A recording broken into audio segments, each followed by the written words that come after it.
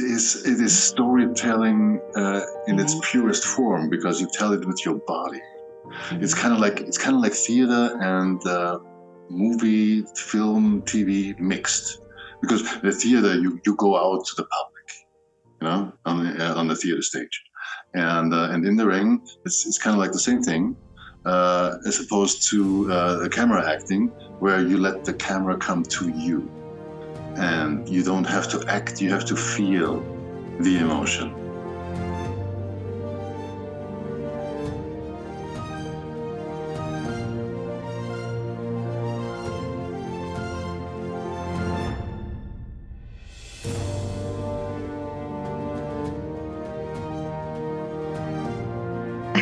Hi, it's so great to see you and finally talk to you. It's awesome. Yes. Great to meet you. Yes, it's wonderful. You do amazing things, and I mean, it's just mind-blowing, all the things you've tapped into, because it's sport and it's stunt work and it's acting and thank you. Are you a bit hyperactive? Yes, I am hyperactive, and just picture me now is like 110 kilos. I'm an actor now. I can do stunts. I can pump up for a certain movie, maybe, or a certain role. But I used to be 132 kilos. Really? But where did the acting come in? When did you decide to, or did it just fall into the whole lot of things that you did? The acting came in. My first real acting job was in 1997.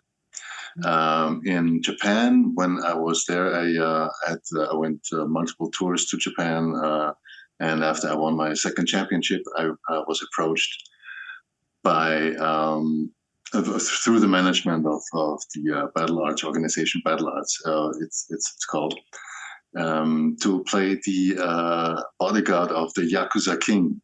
And a main topic, a main theme that recurs in Japanese TV all the time, it's called Zero Woman. Zero Woman is about a double agent who double crosses police and the Yakuza, which obviously is not very good.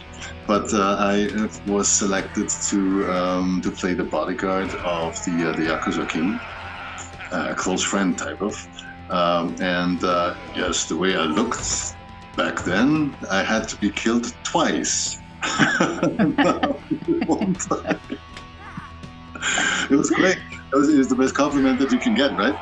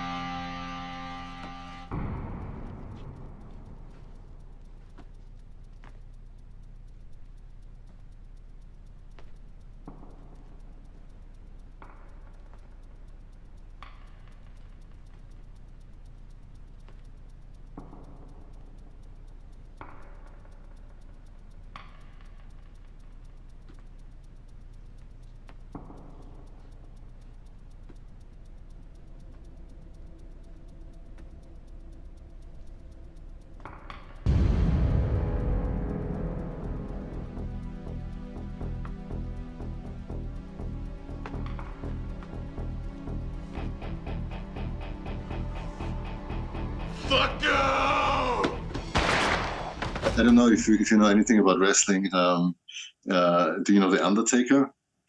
No.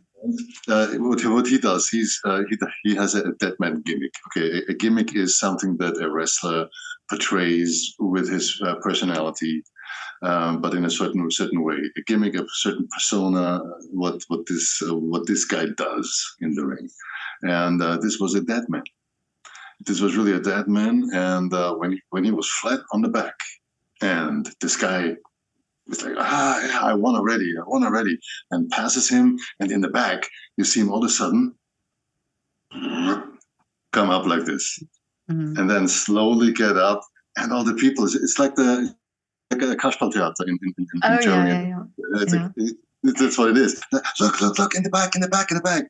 And then there he comes, and you get the reaction that the Undertaker, the dead man, is still alive. So I did this. Copycat. It was great for the movie. The director liked it. The crew liked it, and I stood up like this, and then she shot me again. What a shame. She was a really, really nice gal. But on a serious note, it was a Yakuza film, right? About the Yakuza. And the main character, she disappeared shortly after that. That's what they told me. Really? That's what they told me in Japan. I don't know what happened to her. Nobody does. Really? Yeah. So it's that was my first movie. But the wrestling, like you said now, the wrestling it's a lot of acting as well, isn't it? And I mean, it's choreographed, and it is storytelling in its purest form, because you tell it with your body. It's kind of like theater and movie, film, TV mixed. Because the theater, you go out to the public, on the theater stage. And in the ring, it's kind of like the same thing, as opposed to camera acting, where you let the camera come to you, and you don't have to act; you have to feel the emotion. And so it's kind of like a mixture between these two. And yes, I had to go to wrestling school for at least half a year before I even got a first shot. And yes, we did what you call psychology in wrestling. You have the good guy, you have the bad guy. You have to understand both sides to be able to play this story for the people. Oh, yeah. Plus, you gotta be able to fight for real, because you cannot act like you're fighting when you don't know how to fight. So there's a lot of things involved, and yes, I went through this. It was not all roses, let me tell you, but it was the thing that I loved doing the most. And but was it when you talk about the good guy and the bad guy? Do you make the decision, or do you, which one do you want to be? I prefer to be the bad guy. Oh, is it? Okay. Okay. More this fun. is old school thing. It's more fun, yes. But the bad guy is really like in charge. Oh, okay. When something goes wrong, nowadays the wrestling is all choreographed. Back then it was like the promoter comes up to you and says, "Hey, you got to do a match. 15 minutes. This guy stands, this guy falls. Try to incorporate this and this move. That's it. Go." And the rest is improvised. And that's why I had to go to the wrestling school every single day from Monday to Friday, 9:30 in the morning. Get dressed and be ready, be warmed up, because if you're not warmed up, you're gonna get yelled at by everybody. Okay. There's like 10 or 12 people in there. There's really a selected few. But we had a drill. Yes, his name was Sergeant. Yeah, he was our trainer, and I think I'm very thankful for him having him as a trainer, because he taught me so many stuff, and made me tough. Made everybody else tough for the ring, so you don't have to feel the pain anymore, and you know what to do. You know what to do, and when the going gets tough, you need to push through. And that's why that's why I like the bad guy better, because the bad guy is the one that really, if something goes wrong, yeah, if some move goes wrong, the bad guy can cut him off. What the wrestling lingo says, maybe a shot in the stomach or something, a closed fist or something. But he can take over, and then we can restart the story and continue from where we left off. Did I make myself clear? Yeah, you do. Okay, so the storytelling, which is really an improvised thing. Okay, in the American wrestling, in the wrestling, what you gonna do? That type of wrestling, of course, is you got a fixed outcome, and I find there's nothing wrong with it if you do it right, and you are telling a story to the people, and you're telling a great story to the people that they want to believe. Then hey, that's the best. That's the best you can ever wish for, really. But the people, the audience, they are so wound up during the match that I can imagine that energy from them also, just makes it. Yeah. There's another thing that I learned. If you think you're going too slow, go slower. Because when you're in the ring and you hear somebody in the audience go, boring, they like to do that. They like to dictate what is happening in the ring. See. Mm-hmm. And I dictate what's going on. Mm-hmm. And that's how you keep the audience on the edge and the audience in the game, because it is really a big show. It's a big story that they need to see and hear, and not get ripped out of because they think something is boring or something is not going the way it's supposed to. Well, it's a little bit you learned life skills there, isn't it? Yes. People, because it's the reaction from people, and you learn to be against that, or to not let you be fazed by it. Exactly. Yeah. Exactly. That's so interesting. Yeah, but now you also went to America. You were in America and you played American football. Yes. Can we get political here? It depends on how political you want to. Not to get me in trouble. I wasn't just. Wrestling was always my thing, and football. I became a football player. I was always an artist. I don't come from an artist family background, but I was always able to draw flowers in very detail and everything. But I was a little bit too small for school. So once I got beat up in school, so I decided to do something about it. I was growing in height, but you had to look twice to see me once. Okay, yeah. It's not good. And I was fiddling on my electric guitar like a professional. I really had great skills in just jamming, and I couldn't find a place in any band because they all wanted to jam, but they weren't as good as me. But I was younger, so it didn't really happen for me here.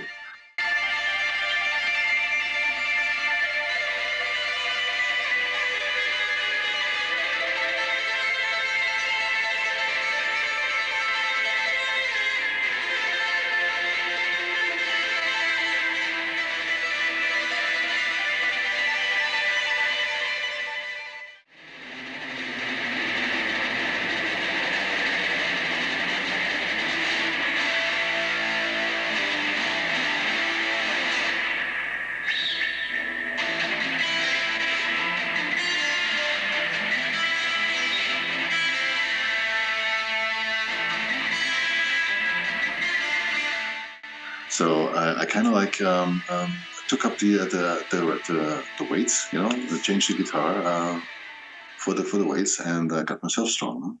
First secretly, and then you couldn't hide it anymore, and I started playing American football, and I knew I had to get away from here, and that was 20 years before Schwarzenegger. Okay, I come from Graz. Schwarzenegger is from around here. Tal to be exact, and I just wanted to get away from him. So I took the first chance that I had when the American coach that was transferring college football players to our Grazer football team, just to check up if everything was all right. I just blunt. I went to him on the field in front of everybody with an old picture of me, and in my broken English, I said, "Excuse me, this is me 3 years ago, and I look this now. Please, I want to play real American football, please." And it was Mr. Sam Catchman with the K and E, Catchman. And a lovely old gentleman. He did everything that he could for everybody. And all I can remember is that he said, "Damn, you're a horseman." No, send me all your, send me all your stuff. What did your parents say about that? My parents didn't say anything about it because they actually got me a discounted ticket from Vienna to Michigan. It was in Grand Rapids. Hell of a long flight. But anyways, back in the days, you had to take the TOEFL test, the test of English as a foreign language, as a foreign student.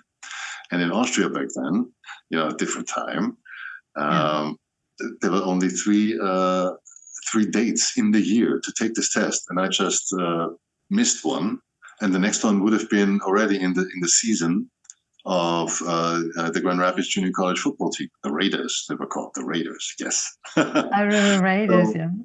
So I got a ticket. My parents they organized me a ticket, and I went over there for just a month. I was supposed to be there for a month just to check it out, to see, let them see me. And I was over there, and after a long 23-hour flight or something it was, from Vienna to, was it Munich? No, Vienna to New York and Chicago, and from Chicago then to Grand Rapids, Michigan with a 2-propeller machine, going up and down. I still remember it to this day.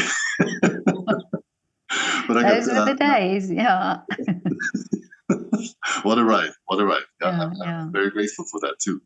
I got there, and the offensive line coach picked me up. I was supposed to be an offensive liner, and he greeted me very friendly, and he saw that I'm exhausted, and he took me to White Castle. Do you know what White Castle is? No. That's an American burger joint. I don't even know, like McDonald's or Burger King. Yeah. But White Castle was the thing there, and but they were like little square things and small. So he got me like 20 of those, and I devoured them in you just ate. No time at all, and he was happy. Oh yeah, this guy is really what he said he was. And the next day when we went to the college, met the head coach, met all the other coaches, met everybody. This guy's from Graz, Austria. And while I was being introduced to everybody and shown around the campus, I was just loving it. I was just loving it. This is a whole new world, I can imagine, yeah. By the gulp, not by the cup, and that it was totally new to me. And all of a sudden, head coach, Coach Julian, rest in peace. Coach Julian came up to me and put me aside and said, could you do me a favor? And I said, yeah, sure. Yeah, yes, sir. Of course, yeah. Would you take a couple of tests for me here? I got this test set up for you. And it actually was the house own test for foreign students. Oh, okay. So I didn't need the TOEFL test. Mm-hmm. But I didn't know this after it was finished. I said, yeah, I take the test, And I went in there, and I'm writing essays with my English, into the math, into all these kind of exercises that I had to do.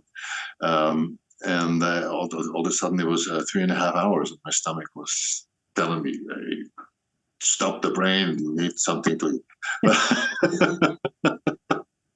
But I did it. I went through it, and again, the offensive line coach is like, "Oh, son, you're gonna eat. Come on." He took me to the cafeteria, and it was not that time, but he got me extra portions. And while I was eating, they came around, and the head coach said, "Well, you passed the tests. Would you like to stay here?" Amazing. I'm like, "Yes, yes." I want to stay here. I want to stay here, please. So they kept me there. Obviously, because of my size and how fit I was at the time, I was like 250 pounds. I was in shape. Everything was good, and the season was about to start. So they wanted to keep me there, and I wanted to be there. And that's when I made the phone call to my parents. That's when I made the phone call to my parents, and the time difference in the middle of the night. I woke them up in the middle of the night. Hey, Mom and Pop, guess what? I passed the test and I can stay here. Send me more stuff. I can think your mom was probably not happy. Oh my God. I didn't hear nothing for 30 seconds on the other end. Huh? Dad? Hello? I didn't hear nothing. I was like, oh, yeah.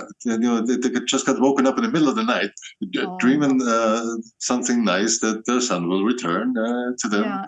And all of a sudden, this message comes on. Yeah. But it must, I mean, what year was that now? What year did that happen? 1988.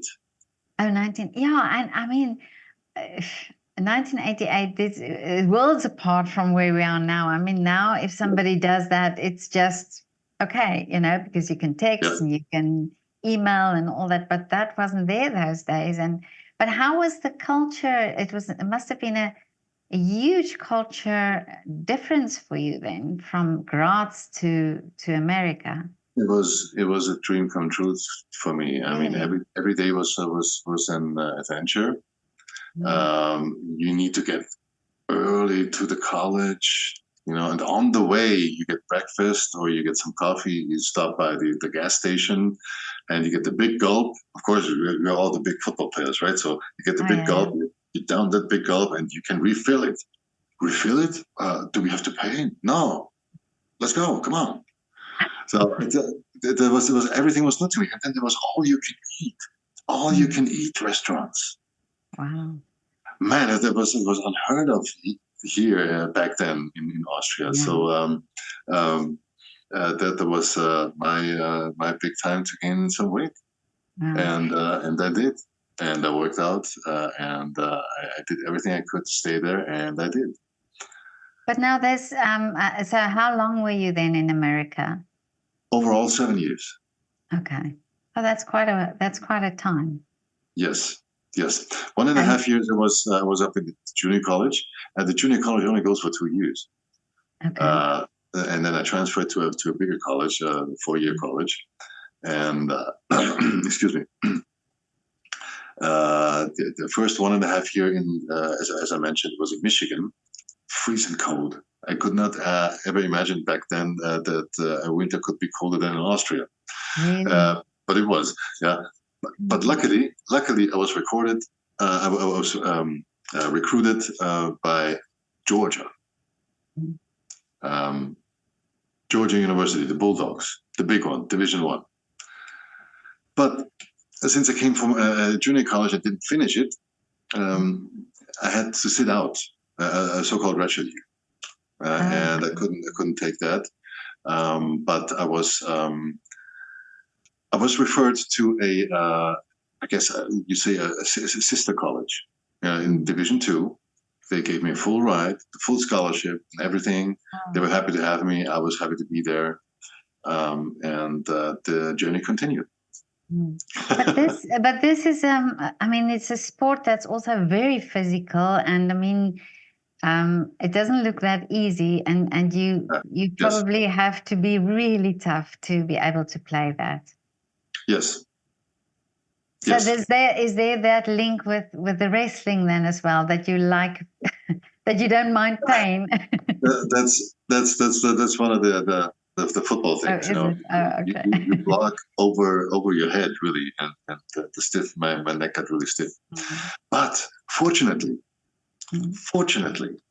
I was rooming with three uh, chiropractors to be. Oh, okay. Oh, that's handy. Yeah. Yeah, one they were all bodybuilders. They were all lifting weights too. They were rugby players, and when I had some trouble with my neck and with my spine, they called me in. And whatever they couldn't fix, the teacher would. Oh, I So see. they got me in there 3 times a week, Mm. and yeah, I'm very blessed. I'm very grateful for that too. One of which has left us already, Mm. but the other two are still going strong in Miami. Amazing but that they could practice on you then, really. So you yeah. Exactly. Yeah. No. Picture this. How does this work? There's 3 guys from New York, and we're talking about the South. Mm. Okay, the South. Mm. There's 3 guys from New York and 1 guy from Austria in the same apartment. Yeah. How does this work? How does this come together? Mm. Amazing. But it just It shows was, you, yeah. yeah, But it was that great. but now acting, so the acting happened then it was then the wrestling and the acting, and you do stunt work as well. Yes, I do. Well, I did go over, or I went to America to become a football player, and 3/4 of the NFL teams were looking at me, and I was even playing professional for a year for another league, United Football League. But I always was fond of the wrestlers. The wrestling, Really? I liked it very much. The 80s wrestling, there's Hulk Hogan, and there's Andre the Giant, who is even 2 heads taller, and there's so many characters, so many stories that tell itself. Uh, it was really great. It was great to watch. So I was always fond of that wrestling. And when it came down to either enter, well, I was not in the draft. The draft is something that happens once a year. To get the football players to the NFL football teams, and I was not in the draft. I could have entered as a freelancer, so to speak. I was very quick. I was very tough. I was very good, but I did not want to risk letting the other opportunity go, which came at the same time. All of a sudden, there was an offer for me to go to wrestling. Okay. So either go into the professional football and as a youngster, and maybe get thrown out by the third cut because some veteran says, "Okay, I do it for this one," and then they decide to go for the older guy, and then I'm out. Plus, I never was really too fond of that the fact that you can really work your arse off. Okay, 11 people on the field, 11 guys, teammates, and 1 guy screws up, and the whole play is gone. All this hard work is gone. So when I got the offer to go to the wrestling, it is my responsibility. If I do something wrong, it is my turn to erase that mistake, and work harder, and work better, and get this thing going without having anybody else, messing something up. That was my deal. You carry the consequences. You know how I got to the wrestling? No, tell me. That's a nice story. I was lifting in. I swear to God, it's Coffee's gym. Coffee's the gym. Okay, it already. gives you energy just thinking about it. There was tons of weight in there. There were wrestlers there. There were powerlifters there. There were bodybuilders there. There were all the best of the best were there, and it was just a relatively small gym, but with all the weights in there that you can imagine. You know, so I met a guy, Mike. Was it? I think, yeah, Mike, and he was working for the WCW, the World Championship Wrestling at the time. It was the biggest wrestling organization in the world at the time. And whenever we got to talk, we got to live together and stuff, and he's like, yeah, you know, they would like a German like you in the wrestling. Why don't you come down to the wrestling school with me? He's like, I'm not German, I'm Austrian. Whatever. Come on, they like you. They like you. They like you. And it was bothering me almost, you know, for like 6 months to 9 months. You know, whenever I saw him, you know, we didn't see each other every day, you know, just once in a while. But whenever I saw him, he said the same thing. So finally, I gave in. I said, "All right, you want me to go down there? I go down there." Obviously, already having thought about the possibility that a football might not be coming through. Oh yeah. In the end. So I went down there. It's like, yeah, they like you. And on a Friday night, we drove down to Atlanta, south of Atlanta, about 45, 50 minutes to Jonesboro. Okay, in the really south. Okay. And an abandoned warehouse, so it looked from the outside. And you come inside, and there is 3 rings in there. There is almost no light. There is a ramp in the back, and the thing is up for air because there was no air conditioning in there. And I come in there, and I was like, yeah. And I go to a wrestling tryout. I put on my cowboy boots. I put on my tight jeans so you can see my thick thighs, and a wrestling a muscle shirt, and a do-rag, of course, you know, because that was obviously in for sports guys and especially wrestlers. So I go down there. It's like that, and all of a sudden, there they were, 3 legends. Ole Anderson. There was Blackjack Mulligan. I mean, he had hands. When he shook his hand, your hand disappeared in his. Okay. Mm. And then there was Jody Hamilton. All 3 legends, which I didn't know at the time, and they were there, and they put me through the test. They want to see what you're made of. Are you really good enough to do this? And I was in shape. I was in great shape. You know, I was 130 kilos, 132 kilos. I ran the ropes when they told me to. After an hour of continuous work, I was sweating it. You know, I was really giving it my all. And in the end, I said, okay, stop. I'm in the middle of the ring. The big Texan, Blackjack Mulligan, and Jody Hamilton, they were talking to each other something. You know, I couldn't instinctively. I couldn't hear it. And all of a sudden, there comes the Rock Rogowski, Ole Anderson, and he gets up in my face. What makes you think you can do this?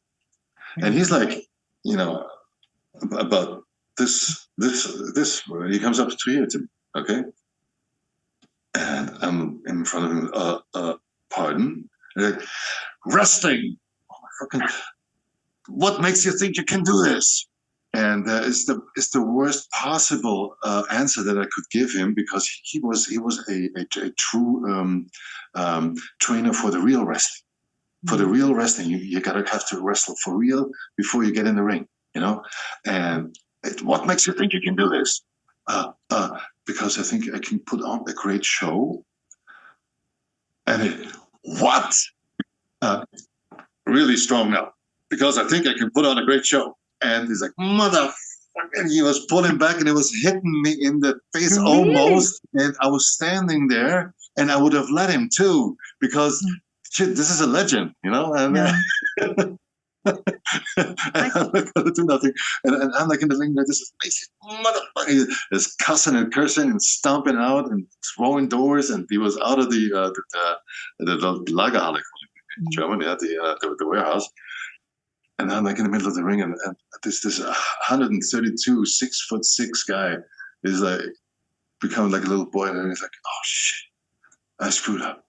I screwed up. And then I looked over to Blackjack Mulligan and Charlie Hamilton. They were laughing. They were really? laughing. They were laughing their ass off. It's okay. It's okay. Come here. You did a good job. They did a great job, as a matter of fact. Monday you start. Wow. Monday. So that was the right answer to give, or what? Oh, well, not too oldie really, but he became somewhat of a mentor for me. You know, because he like really drilled me, and he really taught me a lot of stuff that saved me in the end. In the independent leagues where maybe the rings are not so good and stuff. So I was very, very honored, really, to be trained by these three legends, and especially for Ole Anderson to teach me all that stuff, all the wrestling stuff, all the psychology that you need.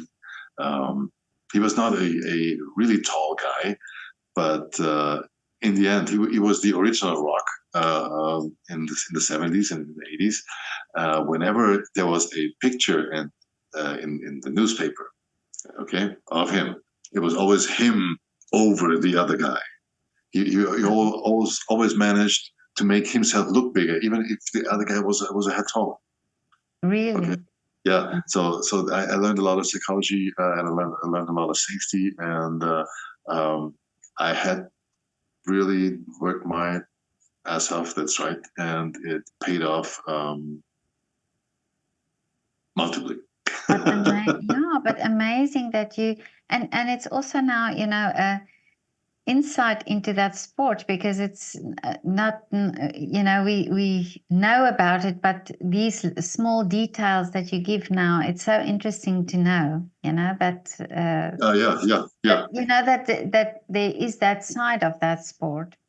But do you think this also this the psychological aspects of it helped you in stunt work? Because I just recently spoke to a stuntman as well, and we Yes. were talking about this etiquette. Also the etiquette in dealing with people on a film set, for example, or being prepared, being ready, be there, be on time. When they say action, then you're there and you know your stuff, you know what you're supposed to do. So this discipline, did you get that also from being a sportsman to transferring that to? Yes. Yes, definitely. Definitely. Yeah. Because coming from Austria, I was almost 5 minutes late. You cannot be late. Never, ever, ever, ever. And I learned that the hard way in American football. And from there on, I was always on time. I was always ready, and I was always there, not 5 minutes before the time, but 15 minutes before the time, and ready. That taught me a lot of discipline. The hard work got me all the successes that I had, and it didn't it wouldn't have worked without the discipline. And yes, I've got that through the sport. And you also the discipline, your self-discipline to keep up, to keep in shape, because I imagine nutrition is also important for you, and going, physically your body to take care of your body as well. Yes. Yeah. I mean that is like a red tape through not red tape, green tape really throughout my life. I always try to watch what I eat, and according to my age, train accordingly. Do whatever the body allows you to do, but don't overdo it. And that's why I can still do the stunts. and do the. It's more. I don't ride a motorcycle through a burning ring. You know. Oh, yeah. I do the hand-to-hand combat stuff. I know how to throw people. I know how to be thrown. All the nice stuff that you see in action movies.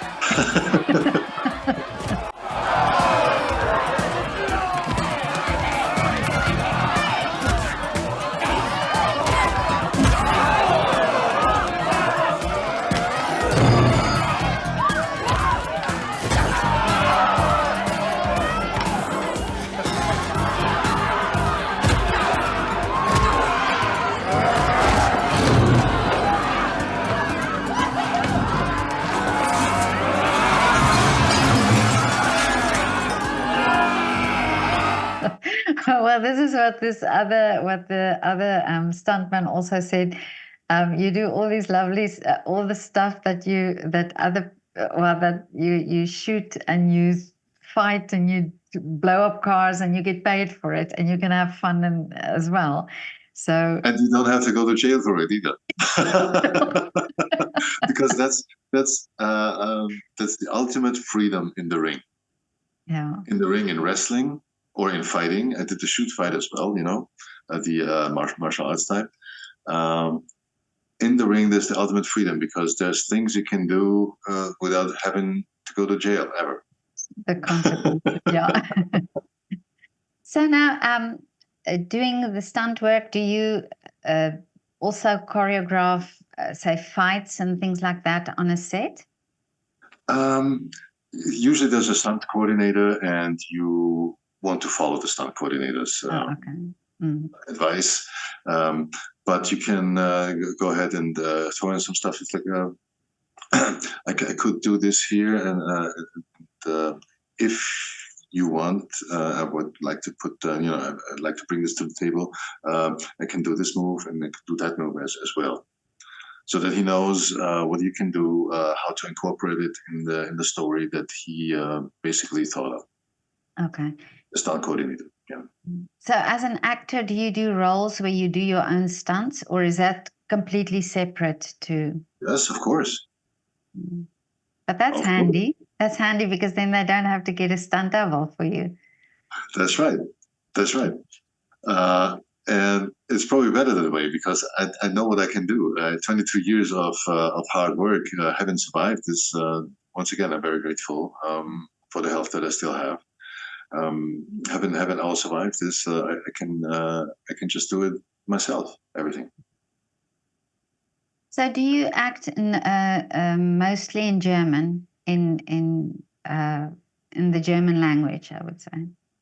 Yes, but I also always think in English. So it's. Oh yeah, because you spend so much time in America. Yeah, I think English as well, and for some reason I like to talk English much better than talking German.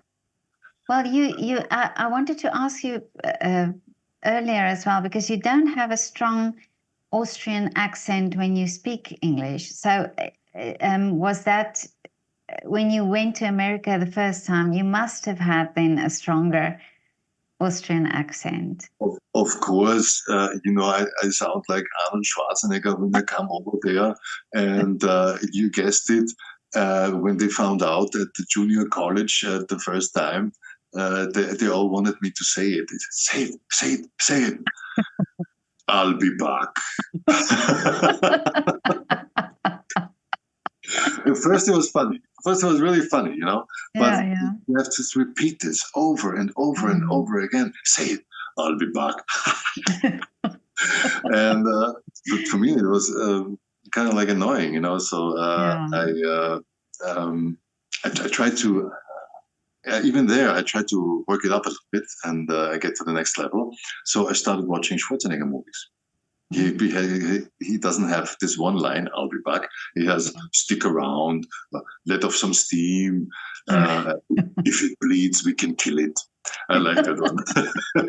So I kind of mixed it up. And it was a pleasure for everybody, and it didn't annoy me so much anymore. Oh, okay. But yes, I did have a thick accent at the beginning.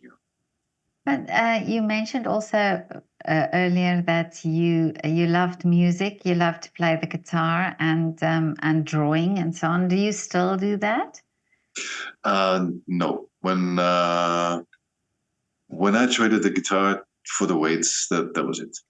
Oh, is it? Okay. That was it. Yeah. When I do something, I do it 100%. I Mhm. give it my all, and that's the way it happened. Yeah. But there must be that artistic side in you that that made you go full circle back to acting then. Yes. Well, since with the WCW and with the wrestling, you're always on TV. You always tell a story. You're always acting. So I always had this drive towards acting anyway. But at the time I was still in shape. I was still doing the wrestling thing, and you travel to Japan, you travel throughout the world. I was even in Lebanon one time, and you get to meet great people, awesome people, really lovely cultures. It was just an awesome ride, which I'm very grateful for.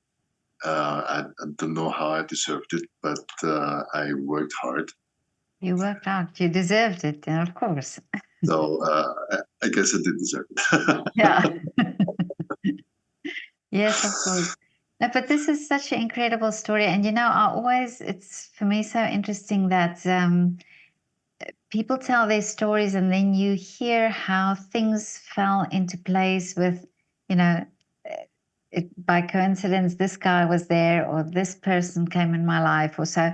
So it's always so Yeah, beautiful for me to hear these stories and how people end up going these places where they're supposed to go. yeah. Mom, send me some stuff. I'm staying here. Did your mom forgive you for that? Yes, yes, she did, of course. Yeah, Yeah, I'm sure they were very proud of you. yeah. Yes, they were. Yes, they were. But for some reason, they thought that when I came back, 7 years after 7 long, hard years in America doing the professional wrestling and the football, and I really came back over here to do the catch.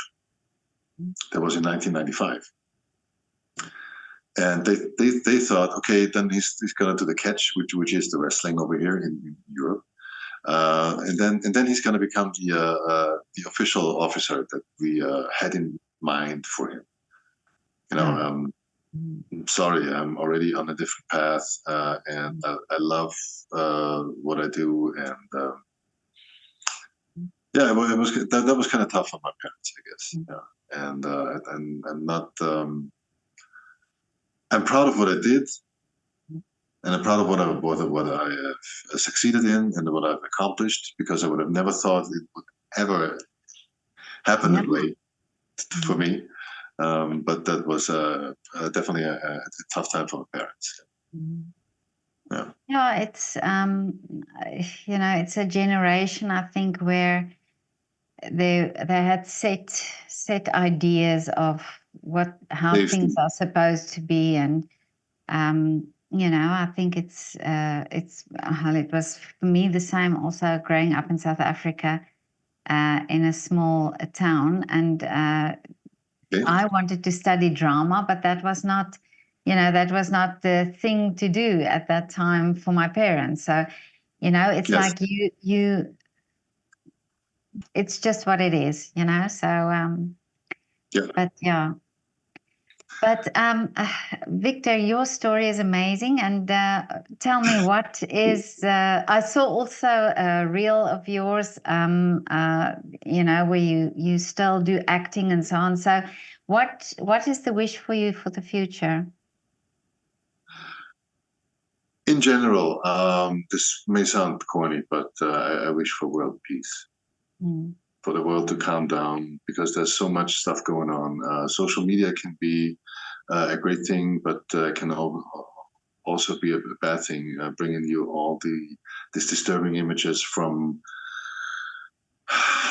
Russia, from some other places, and it makes people more aggressive, and it should Absolutely. just stop. It won't stop until we see this bad stuff happening all the time. So this is in general. This is yeah. No, it doesn't sound too corny. No, in general, world peace. Yes, yes. But for me personally, in the future, I would like to continue my path, do more stunts, and do bigger roles. Currently, I'm still on Amazon Prime in the award-winning series called Luden. Luden is the German word for pimp. Oh, okay. As a matter of fact, there's an English title, The Pimp. Oh, okay. No F ing fairy tale. Oh, I see. Okay. Oh, and And that's on Amazon Prime. that's on Amazon Prime. Yes, it plays in the 80s. It plays in Hamburg, the red light district, when everything came up, and when everything was still without drugs, no AIDS. That just developed throughout the movie at the time. But the costumes we had were awesome. Oh, really? From this time, I had the best leather jacket anyway. Oh, well, listen, I was a teenager in the 80s, and I still think it's the best. It's the best cheesy time there was, really. The 80s, yeah. So much, so many colors, so many bands. It was just lucky. Really, we're lucky to grow up in that period. Really. Yeah. Yeah. As far back as I can remember, I always wanted to be an artist.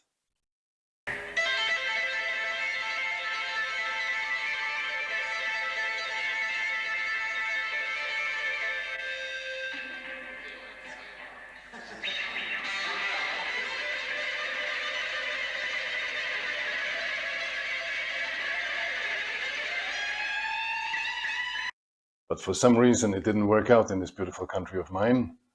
So I had to make a different plan and get my ass to America.